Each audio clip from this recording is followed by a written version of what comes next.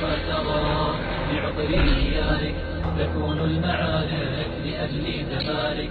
حتى من ضرى مشينا بسمر لجد ونحر بسكين تبر سمت مسرى بأشباح ليل وفتيان هول وتفكير. I wonder what this girl will grow up to be if she remains in that environment. Anyway, welcome to part 7 of this series. Here we'll look at beheadings as a method of execution in Islam and the issue of mutilating the dead and whether these things can be justified within Islam's textual sources or not. As we've already covered many topics already, some matters are bound to repeat themselves a little, so I'll try to keep it brief where this occurs, like the issue of beheadings. In part 6, which covered the execution of prisoners, we saw that Muhammad, according to his most reputable seerah or biography, beheaded at least 600 people in just one day. So we already have a clear precedent showing us that Muhammad used this method of execution that ISIS use so frequently today. But beheadings are not exclusively the work of terrorist groups like Islamic State or their predecessors. The Saudis had been beheading people ever since their kingdom was born. You'd think now that there is an outrage to this method of execution when ISIS does it, that the Saudis might quietly stop this method of execution. But it seems it's had the opposite effect, as if the Saudis felt competition in this regard and don't want to be outdone by ISIS. In 2014, the Saudis beheaded 88 people. In 2015, that number rose to 158, and this year they've already surpassed the 100 barrier in July, just over halfway through the year, so they're safely on track to set a new record for the 21st century. We mentioned the Battle of Badr and the execution of prisoners in the last part. Here's another example of an execution in this battle. This time it was arguably the man who had stood up to Muhammad the most in Mecca, a man by the name of Amr ibn Hisham. But Muslims today know him as Abu Jahl, which means the father of ignorance, after Muhammad had labelled him with this slur. Then Abdullah ibn Mas'ud passed by Abu Jahl when the apostle had ordered that he was to be searched for among the slain. Men of Bani Makhzum assert that Ibn Mas'ud used to say, "He said to me, 'You have climbed high, you little shepherd.' Then I cut off his head and brought it to the apostle, saying, 'This is the head of the enemy of God, Abu Jahl.' He said, 'By God, than whom there is no other, is it?' This used to be his oath. 'Yes,' I said, and I threw his head before the apostle, and he gave thanks to God." The act of throwing the decapitated head to the ground is flirting a little with the idea of mutilating the dead. But in any case, the issue of beheading here is quite clear. And in case Muslims want to conveniently dispute the sources outside the Quran, let's look into the Quran to see whether beheading human beings as a method of execution is tolerated or even, dare I suggest, ordered by Islam. Now, we already mentioned this verse when we found out that the Quran orders Muslims to use terrorism as a tactic in battle. "I will cast terror into the hearts of those who disbelieve. Therefore, strike off their heads and strike off every fingertip of them." In case anyone tries to tell us the wording "strike off their heads" actually means give them a nice haircut, and trust me, I've seen apologists use similarly ridiculous excuses, let's look at what Ibn Kathir's commentary here tells us. "I will cast fear, disgrace, and humiliation over those who defied my command and denied my messenger. So strike them over the necks, and smite over all their fingers and toes. Strike them on their foreheads to tear them apart, and over the necks to cut them off, and cut off their limbs, hands and feet." Beheading people is also commanded in chapter 47 verse 4. "Therefore when ye meet the unbelievers in fight, smite at their necks."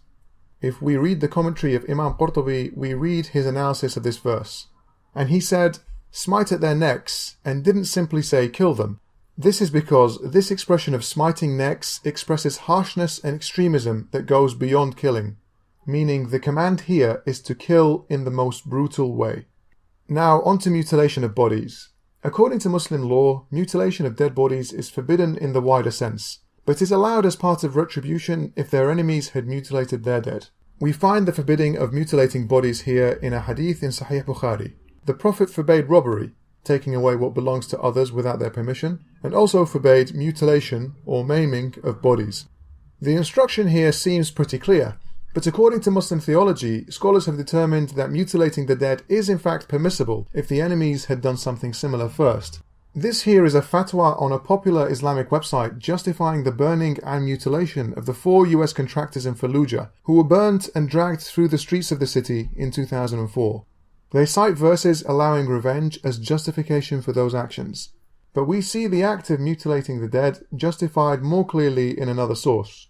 In the Battle of Uhud, the Meccan pagans defeated the Muslims. One of their leading women, Hind, ordered a slave to assassinate Muhammad's uncle Hamza who killed her brother and nephew at the earlier Battle of Badr. She ripped open his body after the battle and left Hamza mutilated. We read about this story in the commentary of Jalalain for chapter 16, verse 126. After Hamza bin Abd al-Muttalib had been killed and mutilated, and the Prophet had seen him and said, "Verily, I will mutilate 70 of them for you," the following was revealed: "And if you retaliate, retaliate with the like of what you have been made to suffer. And yet if you endure patiently, refraining from revenge, verily that," namely that enduring is better for the patient. Thus the Prophet refrained from taking revenge and made atonement for his oath.